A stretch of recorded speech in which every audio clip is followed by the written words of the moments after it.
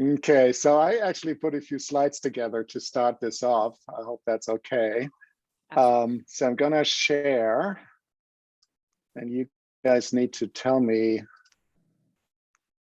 if and when that actually works. So here we go. Let's see. All right, you guys see my screen? Yes. Okay, so it's so if you let me start just saying thanks for joining, and then saying that I'm not so sure that I that I have a very good career journey template for you all if you are interested in a very straight line career path where you have it all figured out early on in your life, because that's not how I came to what I am today. I think it's been very sort of convoluted. But so this is a really sort of high level, what came to my mind when I was starting thinking about this, what I might want to convey. So it wasn't a straight line path, not at all. You'll see that as I go through some of the slides. I definitely was so much helped by two wonderful mentors. So I'll talk about that a little bit. And then there's been a lot of what I might call happy accidents, I think, in my life, where things, decisions, opportunities came sometimes out of luck. And I think the real importance was that I usually jumped on these opportunities, and maybe that's a lesson learned. And that really had to do that. I don't think I'm a person that is afraid to change direction or to go after new challenges, and I think that's important. I definitely, at least today, I'm very motivated by being curious and appreciate discovery, but I'm always also interested to understand how that can be translated to real impact. And you'll see later, I was trained as an engineer, so maybe that's part of it. And I have a little bit of an unusual career path in some areas that might explain that.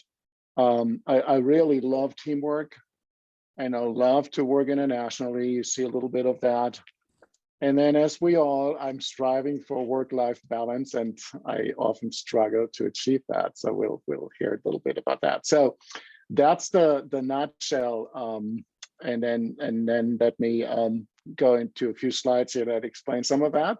And if you want to ask questions, do it in between, or we'll do it at the end. Hopefully I'm not talking too long. I usually talk too long, but sorry for that. I'll apologize right away. So happy accidents. This is actually an artist that I was exposed to a few years ago. He's almost my age. He's actually a few days off my birthday, called Hanoch Piven. And he says of himself that being an artist, he does not know how to draw. But what he does know is he calls he finds objects in his daily life, and he does art using those objects. So here, for example, on the right, he had to do some cover for a magazine for, Homer Simpson. I said, how do I do that? Then he found this trash can. And so he thought, well, that looks exactly like his mouth. And here you go, and some beautiful art on that trash can. So what he's saying is, and I'm quoting, happy accidents are the greatest gift and always there, but you need to train yourself to see them. And I think that's maybe a little bit of how my life has evolved, right? So I'm recognizing happy accidents, and then I use them, I go after them, and good things come out of that. So that's just a little side note. All right, this is me probably being 6 on the left here with the circle. My brother, Jörg, who's just a year older, and we ended, for some reasons, I think he had something, to take care of when he should have gone into elementary school, but he didn't at the time. So we actually ended up going to school at the same time. And basically we're living and growing up as as twins, and I think that's definitely a big part of my life. He's still a big part of my life. Grew up in Germany. This is the little city of Siegburg, not far from Cologne, here on the western side. This building here is now a museum. It used to be a how do you call that? My dad was a judge, so it used to be a place where, you know, court was held and things like that. So that's my city here. This is the monastery on top of the city, real beautiful. Well, let's go a few years later. This is still me and my brother. I think he had been drinking the night before, so he's really pale, and I had just come back from some vacation. So now we're in college, so we really, even our college years were together. I went to do civil engineering in an engineering school, fairly, probably the best engineering school in Germany, which is here right on the border to Holland and Belgium. What was interesting is my career choice of civil engineering really had to do with me liking math a lot, and also liking architecture to some degree, but I didn't think I was sort of creative enough. So I was doing the thing in between, like being interested in structural engineering and building things. My choice for Aachen really was not because I thought it was the best school. I really didn't pay much attention to that. It was sort of the right distance from home, 100 miles or so, which I thought was good. And it just, you know, seemed to be an easy decision. So then something happened. I want to call it happy accident number one. I needed a job, and I ran the hallways of that civil engineering building maybe a year or 2 years into my studies, and I ran into this guy here, Professor Rouvet, who offered me a job as a student assistant. And he was running a large Institute of Hydraulic Engineering, Water Resources Management, not really in my field of what I was thinking. I would become a structural engineer. And he was a real influence in my life, both in terms of me being interested in this area that had more to do with water resources and soil science and maybe rock mechanics and groundwater, but also sort of supporting me through various other, you know, later stages, being my PhD advisor, sending me abroad. He was a remarkable man. I can talk a little bit about him more if you're interested. He's not alive anymore, unfortunately. A really great mentor. And I ended up in this groundwater modeling group, and one of the big studies we did had to do with open pit coal mining, not far from where this university is located. It's a very large area where a lot of open pit mining is done. They're cutting deep, like 200-300 meters deep, or maybe more. They're cutting groundwater aquifers open, really. They have to dewater them, and that obviously has a real impact on, you know, nearby swamps and other environmental sensitive areas. And we did create some of the earliest groundwater models, which I'd never done in my life before, that really brought me into subsurface interest. And I think it, as I said, happy accident number one. Professor Rouvet also was of the opinion that all the students should go abroad. And at the time, mid-90s, that wasn't necessarily sort of mainstream. So one day, I think was it not, I guess, well, that's actually wrong. It was 84 through 88. So I have my dates wrong. Sorry, guys. So anyways, so one day he comes in 86 and 4 of my friends, and he says, hey, I got an opportunity for you guys. I have potentially 4 internships for the summer to do some research or some you know, be an engineering company internship abroad. And he said, I have Turkey, I have Greece, I have Poland, and I have Netherlands. And so we draw straws, and obviously I lost.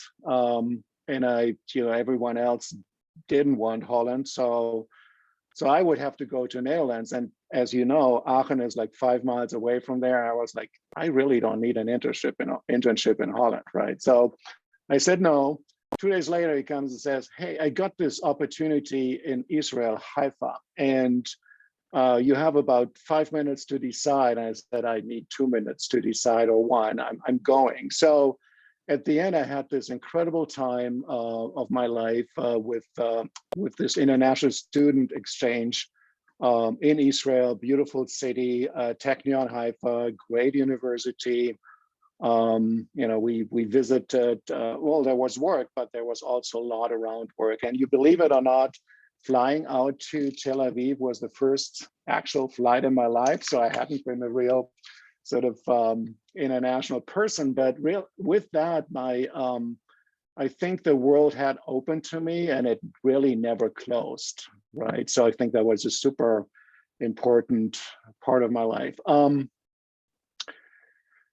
Then, I started sort of coming towards the end of my degree, going towards my master's, and it became clear that they wanted me to stay for a PhD, and I was interested. And there was the topic of fractured rock was becoming sort of a hot topic in Germany, and I already had a research project lined up.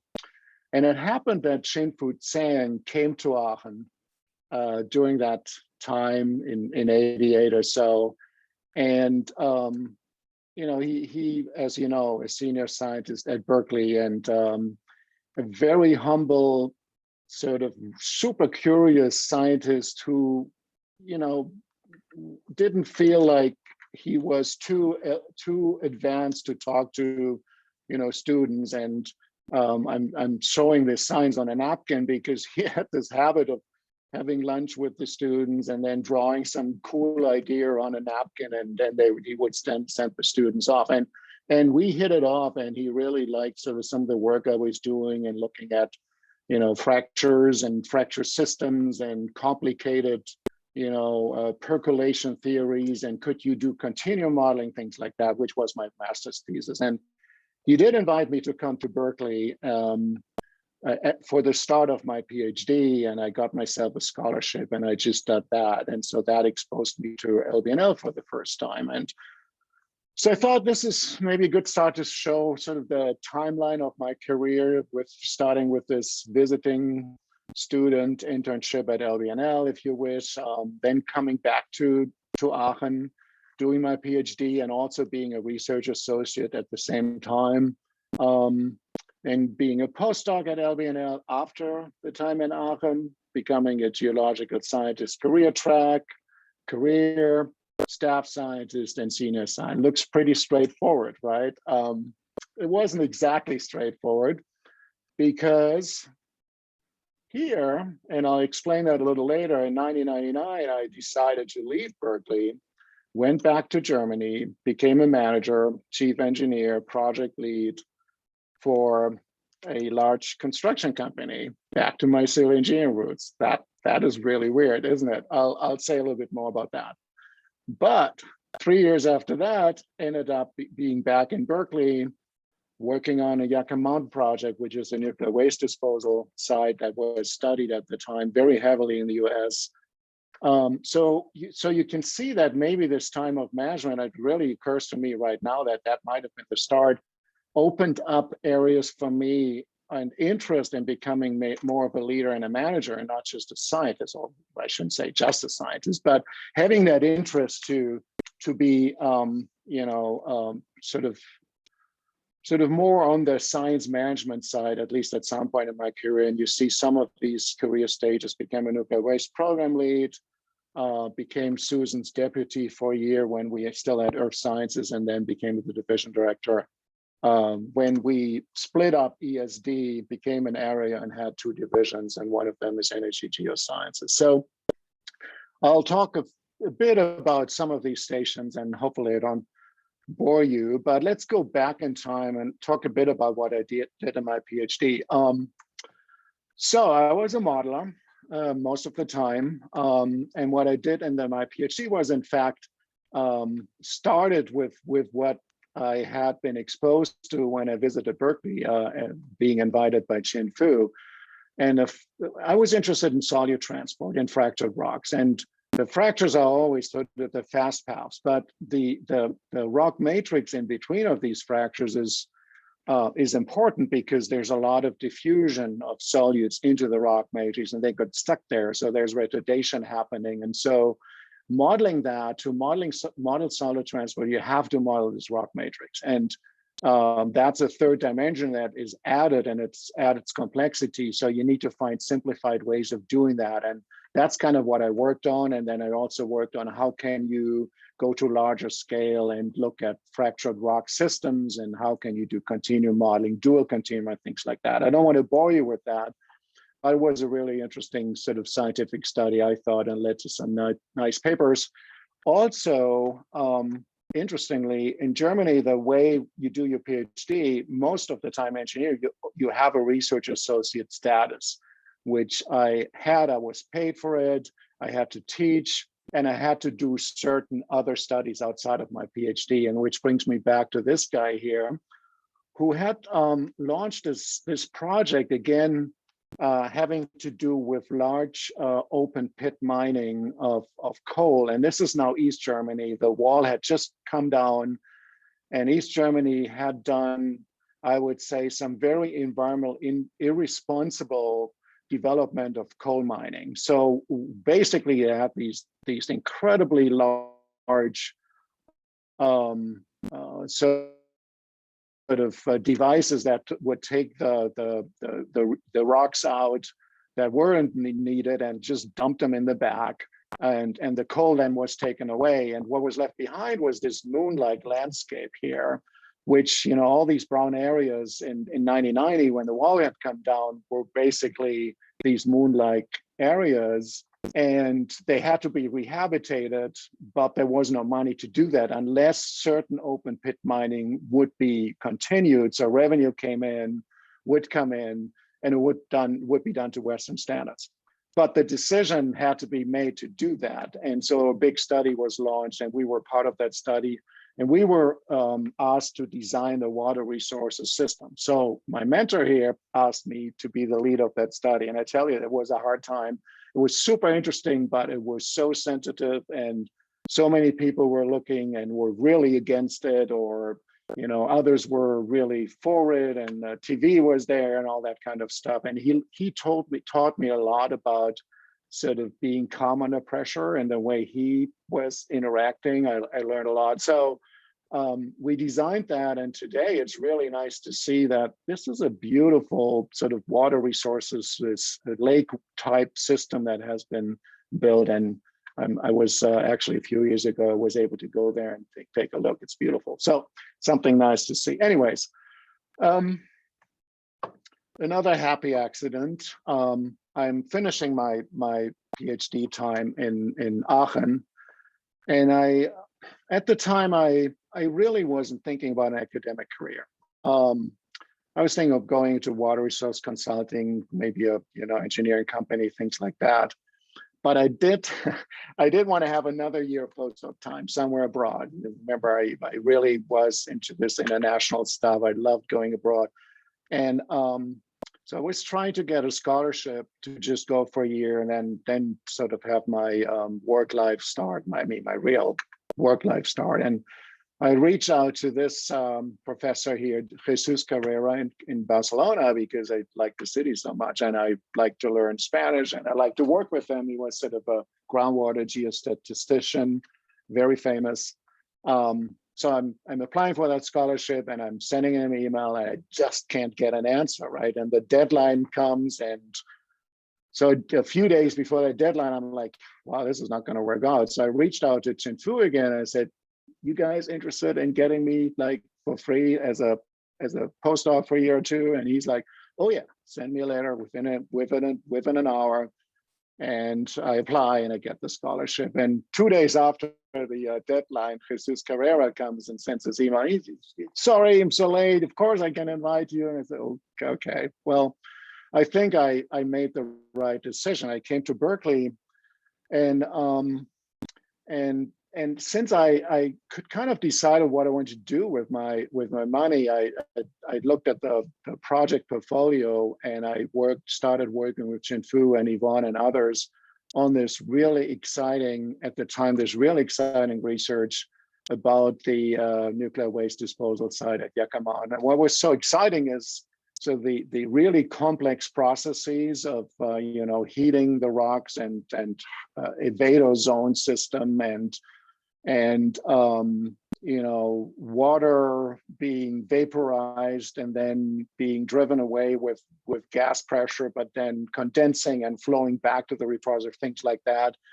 And what was also so interesting is that they had just built this underground test facility. So all the big sort of heater tests and the real sort of underground research demonstration experiments were conducted during that time. And I found that so interesting and so exciting that I jumped on this opportunity and worked with those guys. And to do that, I really had to learn a whole lot, because I was a groundwater transport modeler, but I hadn't really been exposed to coupled processes and sort of the tough two family of codes, and I learned all that. And I also hadn't been really exposed with experimental work so much. Not that I was working in the field, but that I was using the data. I found that fascinating, and sort of the teamwork, the real spirit of Berkeley. I really loved that. And so by the end of my paid postdoc time, I got offered the position of research scientist, and I took it. I should also say that at the time I was super naive about anything, with funding issues, because Yakima was well funded. I didn't know anything where the money came from. I just worked on the projects.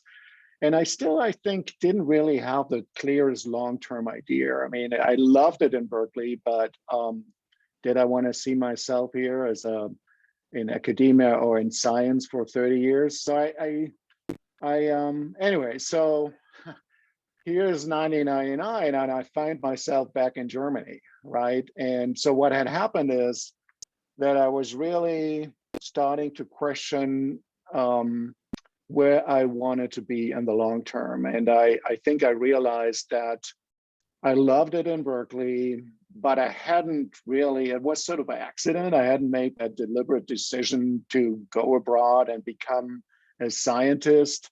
It just happened to me. And so what I thought I should do is change, go back to Europe or go back to Germany, go back to my civil engineering, consulting or whatever roots, and see if I like the world out there in terms of not being in science, not being academia, right? And I applied to a bunch of stuff. There were sort of water resources consulting companies, and this one opportunity that I eventually took, and I prefer it because it was so different, and that was a pure management opportunity at this very large construction and development company, to become the chief of staff, at least initially, of this project lead for a $900 million project, or euro actually, to rebuild an airport that had burned down in Düsseldorf.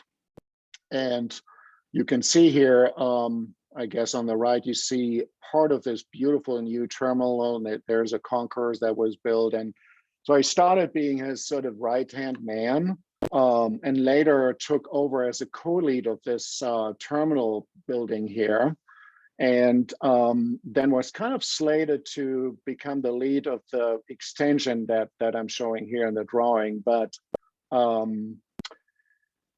something else happened. So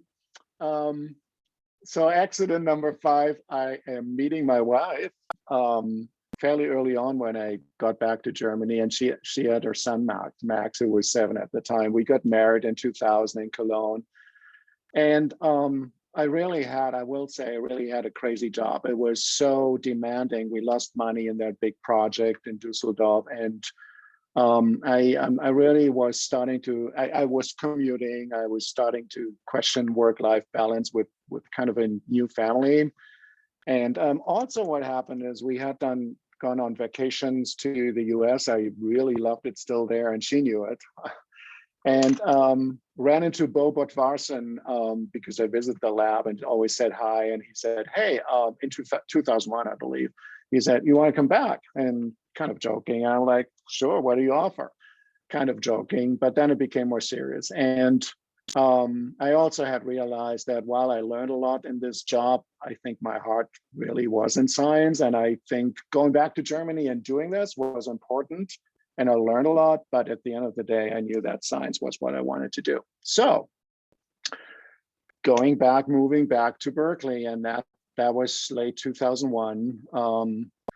I will only say that I really, really enjoyed having a young family and going abroad because you build so many memories. There were so many nice things we did, hikes and vacations. And, our younger son, Jonah, was born.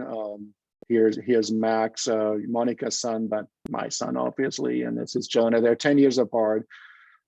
We just had a great time. Work-wise, I went back initially to Yucca Mountain Science, and what happened was that now, 3 years later, the science of sort of fundamental understanding and underground research labs had changed to a more driven nuclear waste program where we were now really putting a license application together for repository, and we were translating what we learned in these experiments into predictions of future repository behavior. I was responsible for what's called seepage, or water in this vadose zone seeping into waste emplacement and then being in contact with canisters, because that can trigger corrosion and other issues. So it's really important. And I was doing that for both what's called the ambient or non-heated period later in the lifetime of repository, but also the early one. Some really interesting science because, as I said, you're vaporizing water, you have it sort of condense here above and around the repository. It may flow back. Will it be able to get through that heated barrier and then into the repository? And that, particularly when there's temperature and water, corrosion happens. So a lot of really interesting studies, experimentally, modeling-wise, using some data to tease out some of the results and things like that. Super interesting. What we also did, we had to then pull a lot of this prediction and underlying science together into what's called the probabilistic performance assessment, and to be able to do uncertainty quantification and thousands of modeling runs, you have to simplify the predictions. And so reduced auto modeling and abstraction comes in. And so I was charged to lead this abstraction and also charged with writing license application reports, which meant I had to interact with a lot of disciplines, a lot of scientists in other national labs. I had to start building a larger group, had to start thinking about budgets. So I think this really started to get me into science management a bit more. And sort of you'll see something what comes out of that. I think I should hurry up a little bit. Sorry, guys. Another happy accident was that here's Jinfu again. That in parallel to Yucca Mountain project, I became interested in carbon sequestration, and this was in part triggered by Jinfu again, who had very good relationships with the U.S. Environmental Protection Agency. And the EPA was charged with starting to think about regulating geologic carbon sequestration. So we started a program where we were thinking about the groundwater quality impacts if CO2 was to leak. We thought about pressurization impacts and induced seismicity issues, everything that was not covered by DOE science, because that was mostly about let's get it in the ground and monitor. I was sort of more on the side of the environmental impact. And then we were able to pull a fairly good, decent sized, nice program together where DOE and EPA were actually co-funding activities. And that was a very, very, I would say, sort of fruitful time with multiple papers and really important studies, I would think, and lots of citations and things like that. So again, Chin Fu, one of my mentors. Then 2008 comes. Yvonne Tseng, who was the nuclear waste program lead at the time, retired. And they asked me if I would want to take over the nuclear waste program leadership. And I was reluctant initially. I think I'm always a little reluctant to take on management because you let go of science, right? You have to let go of science. And it was a particularly difficult time because you may remember Obama really, when he came in, dumped Yucca Mountain and did not pursue it any longer. So we had an incredible reduction in funding. So we needed to manage budget and staff reductions, and that was not easy. And we needed to figure out what to do and how to work with what became the used fuel disposition campaign, which then started to think about the post-Yucca Mountain world where we were looking at other repository and new repository options.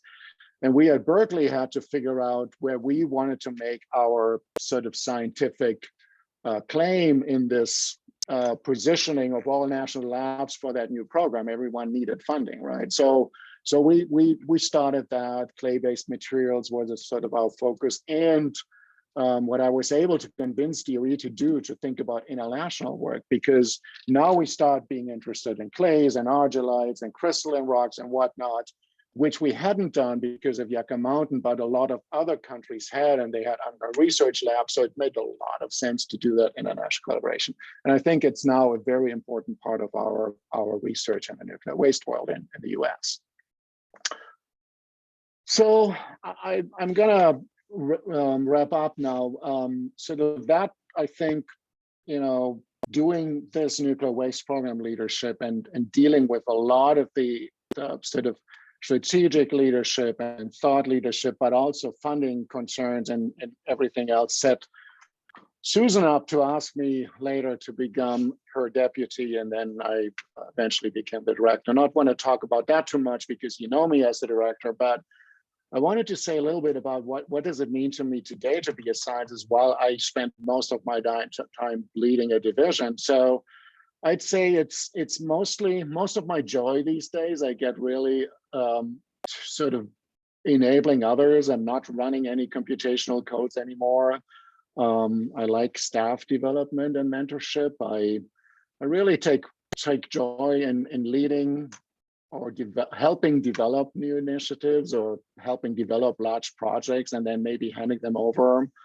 There are definitely larger impactful studies that I've been leading, sort of, the CCSD study on hydraulic fracturing that kind of set the course how this California would deal with this complicated issue. And in terms of research projects, I really focus on those that I'm passionate or curious about. I like the induced seismicity science a lot, and it's so important. And I still like the leadership internationally.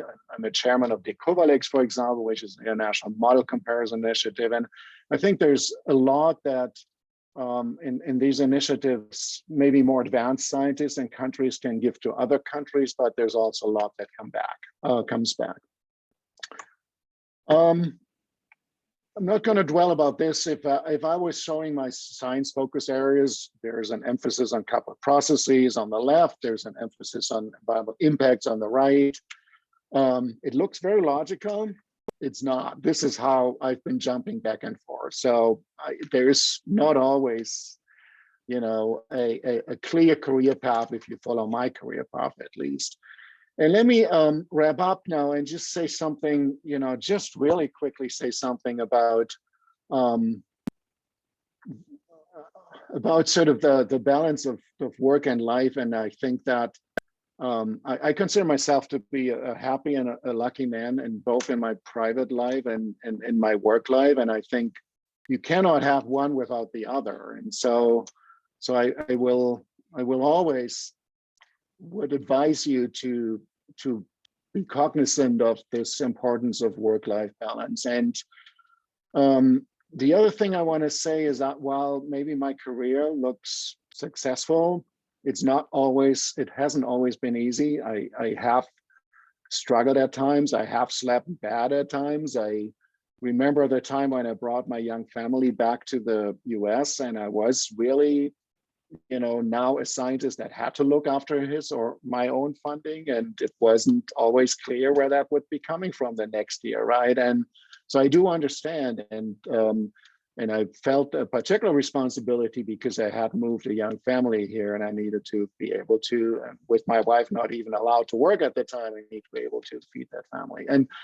And on a larger scale, of course, things like that come back when, Yucca Mountain Science breaks away and the $10 million program becomes a $2 million program. We have to make sure that we transition staff, or we have a Trump administration in 2016, and we have a prospect of losing funding for an entire division or half of it. So it's not always easy, but we managed, I guess. And so I'm going back to my career start journey initial slide, and maybe now I understand a little bit better of some of these bullets here. And with that, I spent a lot of time talking, as always, and I'm going to stop, and hopefully we have enough time to answer some of your questions. Sorry for going long.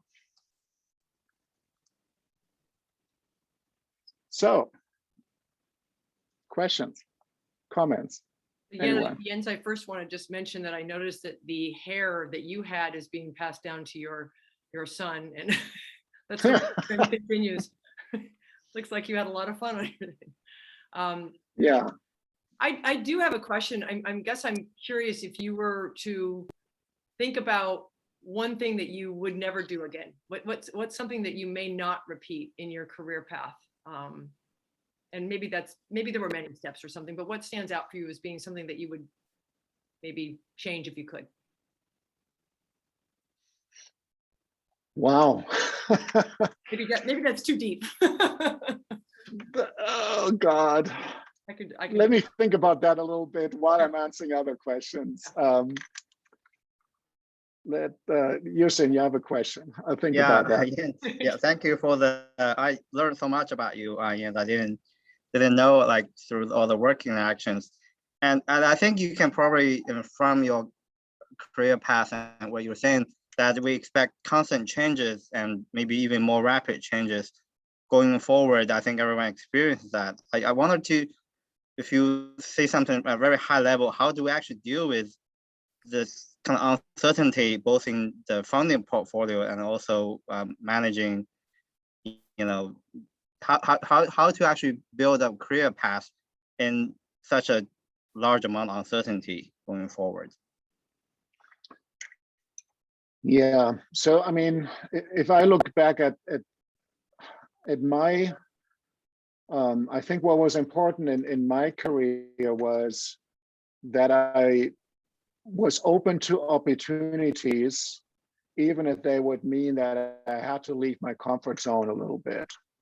And let's say when Xinfu came, or when we started talking about the carbon sequestration work that was sort of up and coming, right?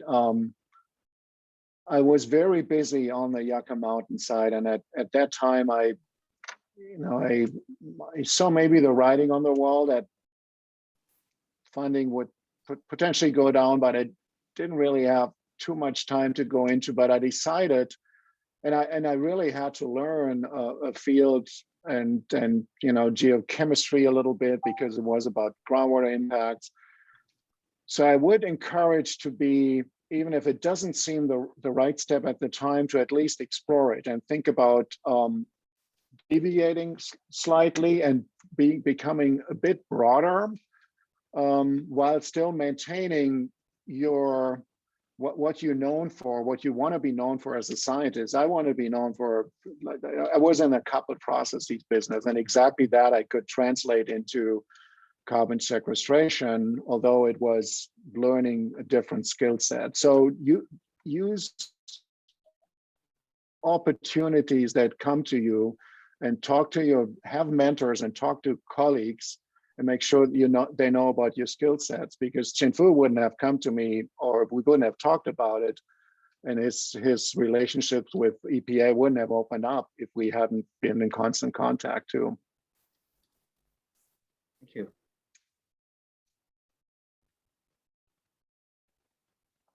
Still thinking about your question, Tracy, but anyone else? Right, it's a tough one.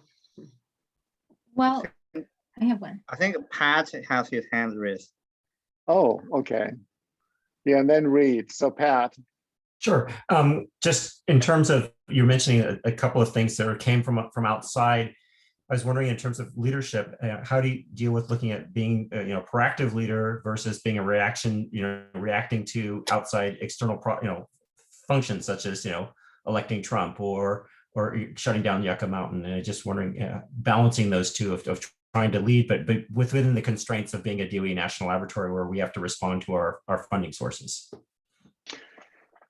Yeah. Well, I think Pat, as you know, we're obviously trying to be the proactive leaders, and we have definitely various paths of how we identify opportunities even before maybe DOE identifies those, and then try to convince and work with our project leads and our counterparts in our funding organization to go in that direction because we feel it's the right direction.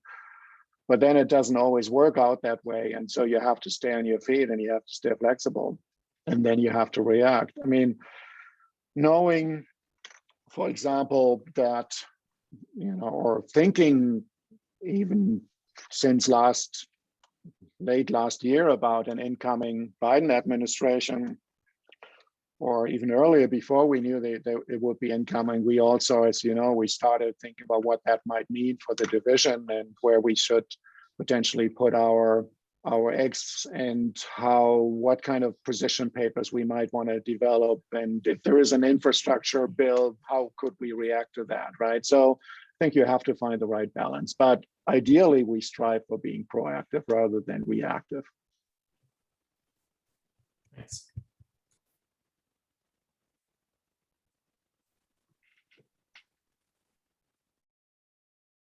Okay.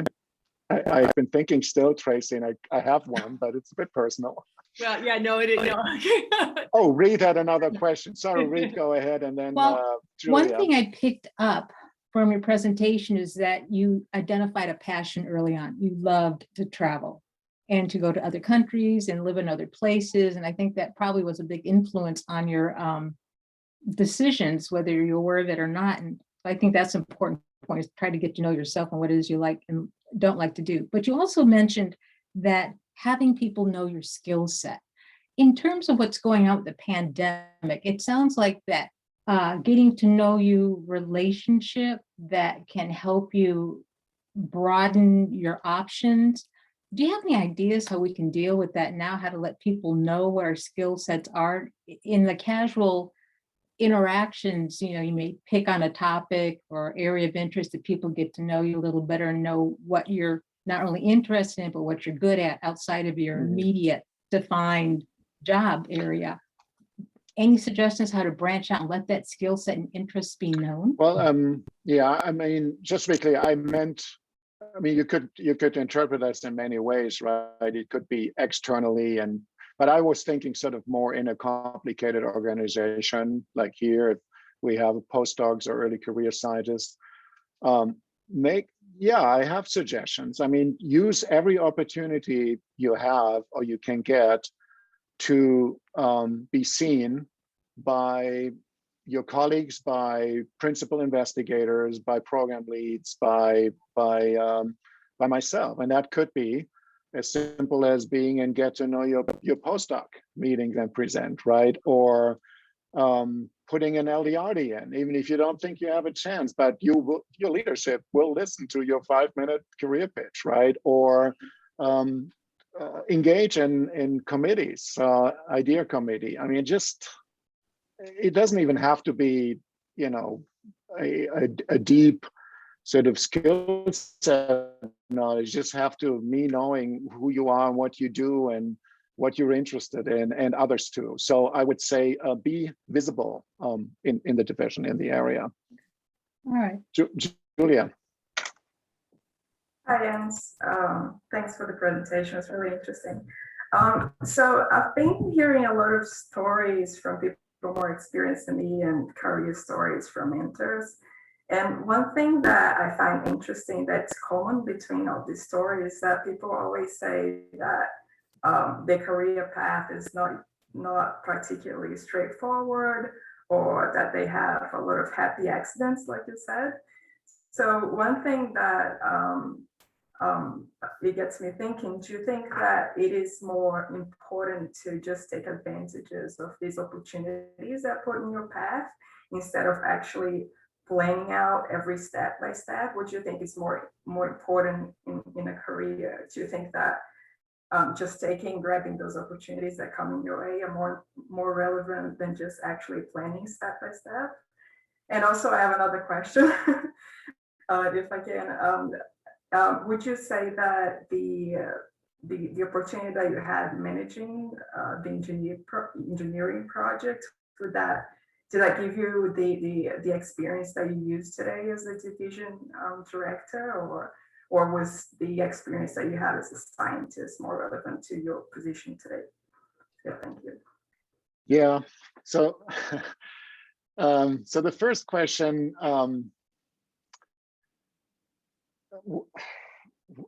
okay, remind me again, this was about, oh, yeah, Yes. Is it more important to be able to jump on opportunities versus having a clear path in the beginning, right? Yeah, yeah, sorry, yeah, because I hear this a lot. I think I've been trying to pay attention to a lot of stories, and one thing that always comes up that is very common across the stories, that people always say that, oh, this was a happy accident, or my career wasn't straightforward, but it always leads to nice positions, or it always leads to a successful story. So I'm wondering if the most relevant thing that we should take away is just grabbing those opportunities when they come our way, or if we should really worry about planning our step by step career. I don't think I have the answer, Julia, because everyone is different, and there is definitely folks that have it all planned out and it's just the right thing for them and they'll be super successful. I'm just saying there can probably be other career paths, and mine was different, and there could have been so many forks where definitely I wouldn't sit where I am today. So maybe it was a little bit of luck, but it was also jumping on things that I just felt were right at the moment, right? And I'm just saying either way can be successful, I think, right? So I think that you have to decide that for yourself. What is your path? And maybe there's going to be one day and you get this great opportunity and it wasn't your plan, but you jump on it. But I think either way is fine. And the second question about my management experience in Germany, I would say, I learned project management, I learned people management, I learned scheduling and time management with complex processes. I learned financial management, but I wouldn't say I would now apply that one-on-one, really not. I think the biggest lesson is sort of managing under stress, perhaps, right? And I think also that realizing that I'm kind of good at it, I think that made me open to take some of the opportunities later for program leadership or for, Susan's deputy, that it made me take those opportunities and not say no, because I was usually a bit reluctant, as I said, because I know it is sometimes not easy. If you go into a management path, it is not easy to go back. Because you kind of lose your skill set a bit if you don't practice.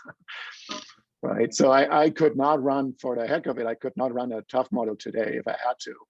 It's been probably 5 years that I did anything like that. I know, of course, what they can do, and I can lead projects where the folks model and do experiments and all that together. I know what needs to be done, I think, scientifically, what needs to come out of it. But man, I lost my skills a little bit. Sorry, we're beyond time. I mean, I'm happy to stay on a little bit if that's okay. We maybe stay on till 1 if you guys are still available. Or if I don't want to break this up now. I still owe an answer to Tracy, but Okay. No, I think Liangi has his hand up. Right. Yeah. Yeah. Yes. It's maybe as a short question. I remember when you led our AREP program, you were praised specifically by Donna and Susan for your ability to manage, this multi-national lab projects. We as Berkeley Lab, have a relationship with other national labs. It's collaborative, also it's competitive. It just, any thoughts, any tips to handle those multinational lab projects or programs?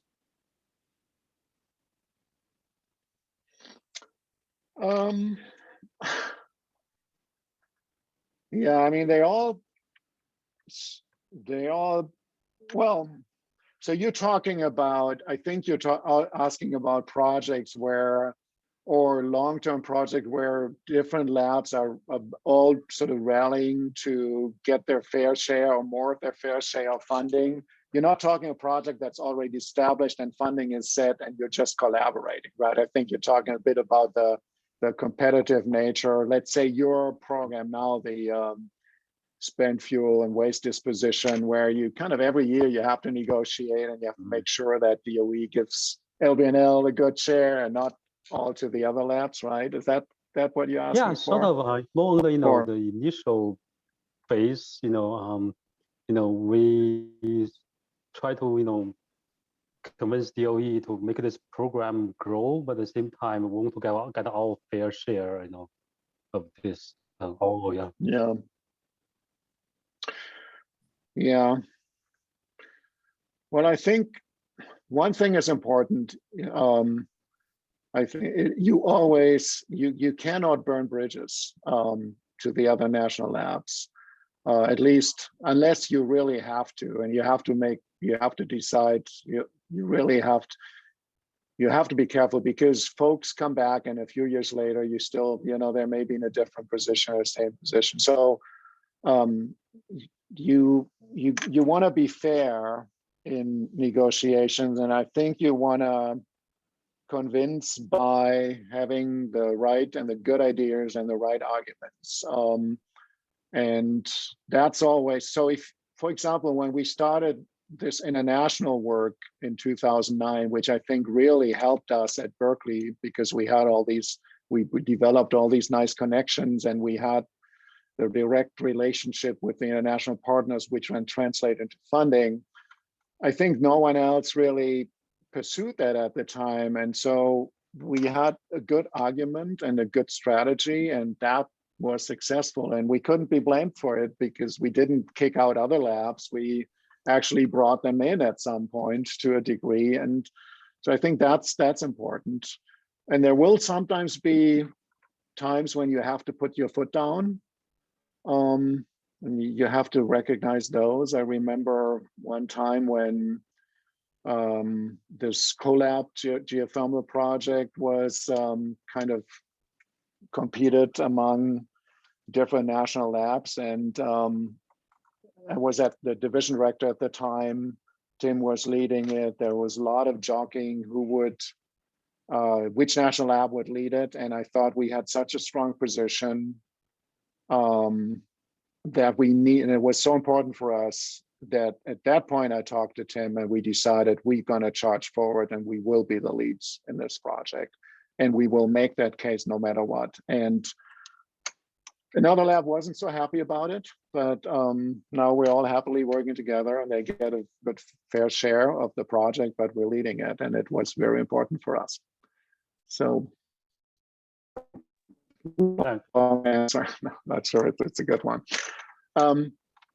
Tracy, I have an answer for you. Okay.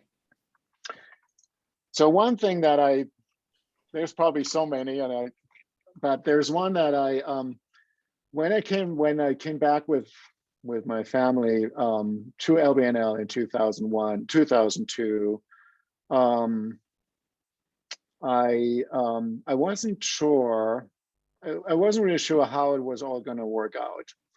With my wife being transplanted and all that, and so I had in my mind this concern that maybe 2 years down the road, I would have to go back and do something else. And at that time, I had decided I wanted to be in science. And being in science, in Germany at least, means you're in academia, right? You have a teaching position. There's not many teaching positions in Germany. Typically professors have really large institutes, and and it takes a long time to from the start of like a search to actually be selected. So first time I admit that, but during that time I occasionally, and I was actually looking at potential job offers just to be sure that I had an alternative. And at some point I had to tell my wife, I can't do that anymore. I have to be either or, right? You cannot you cannot kind of be distracted, and it's not healthy, and it wasn't healthy. So I think that's something, if I would do that again, I would make that decision. And if really something happened 3 years later and I had to leave, then I would have to deal with it then. But I didn't want to have this feeling of, being on the lookout while I really had to get going here, right? I had to demonstrate that what I could do because I was just really starting out as a scientist. So that's one. That's interesting. Thank you for that. If you decide for it, go for it. That's sort of, I think that's it. Thank you. Julia, another one, or? Yeah, sorry, I don't want to take Okay. all the time. We're a little over time, I guess. But it was just a quick question. What would you recommend for someone who wants to take a more leadership role? What would you think?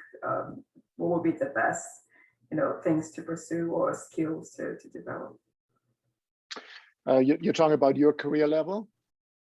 Yeah, I guess, yeah.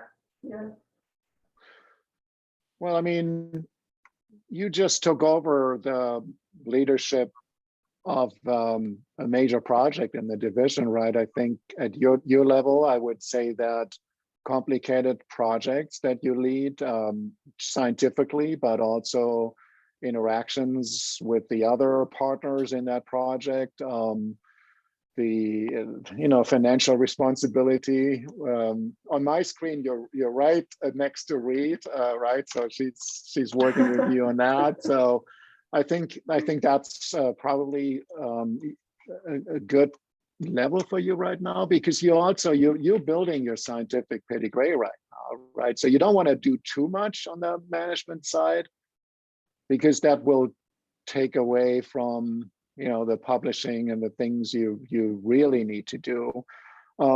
I'd say, and I think you're doing that too, right? I think, aren't you in one of the idea committees? So just stuff that you're passionate about in terms of service, but not too much of it, but a good share of it, I think is also good, because you get to know how the lab works. You get to know how folks from other departments or other the other division, how they roll, and you build relationships that you will always have during your career. So I think you're right where you're doing what you should be doing right now, in my opinion. And thinking in the long-term plan, what would be the traits that you think are most important for long-term development and leadership? Tracy. Well, I always, I will say that I learned quite a bit in some of the career opportunity career opportunities, or learning about career opportunities that we have at LBNL. Maybe Tracy, you can say a few words about that. Some of them are now and learning. So they're more like the things that you can decide about to take on your own, and others are actually in person that we don't have right now, but we have sort of leadership classes and things like that. So I think that is in so many ways, there's so many things that you can pursue in that area of how to make pitches and presentations, you know, how to be leading by example and not by putting your foot down. I'm forgetting some of the words of and the titles of some things that I did, but I think that's something you could start doing. I mean, these things are, if they are in person, they're expensive. So we have, you know, I'm not sure how often we offer them and at what career level, but definitely the LinkedIn ones are really good. Tracy, you want to say a few words? I was actually going to be rolling out the new learning and development website that just went out, was announced in Elements yesterday. But to your point, Jens, I mean, I think the LinkedIn classes, there are so many classes, and I would encourage you to, anybody who's looking at leadership, is to really not only hone your scientific skills and your presentation skills and all, you know, organizational skills, all that, but your people skills. And I think, you know, the leaders that I see that are successful, like Jens, know how to work with people, know how to say no, but say no in a diplomatic way, how to just kind of get a feeling and have an intuition about what your needs are in your groups without really having to ask everybody, just having your ear to the ground. I can't tell you how important that skill is. And I think sometimes people go up in the leadership chain and they get higher and higher and they get more and more removed from what's going on. And I think that creates that sort of chasm. And I think they lose touch and then they get kind of pigeonholed into just an expertise in a certain area. But leadership is all about people, and in addition to other things. And so I would encourage you, when you look at training classes, to think about both sides of that, both the soft and hard skills that you would need to be a leader. And we could certainly talk about it offline. I'm happy to help you with that as well. Thanks, Tracy. All right, I think we really should wrap up. We're taking a lot of your time, but I did enjoy this actually, because you know, sometimes thinking back on your career and sort of putting this timeline together made me actually realize a few things that I hadn't even thought about. You know, maybe that triggered that, or maybe that had to do with this. So anyways, I mean, you know that I'm very accessible. If you have further questions, right, just reach out or come to, you know, my open office hours or anything. I really meant it when I said that I take joy now much more maybe than I realized early in my career, where sort of thinking, where do I need to go?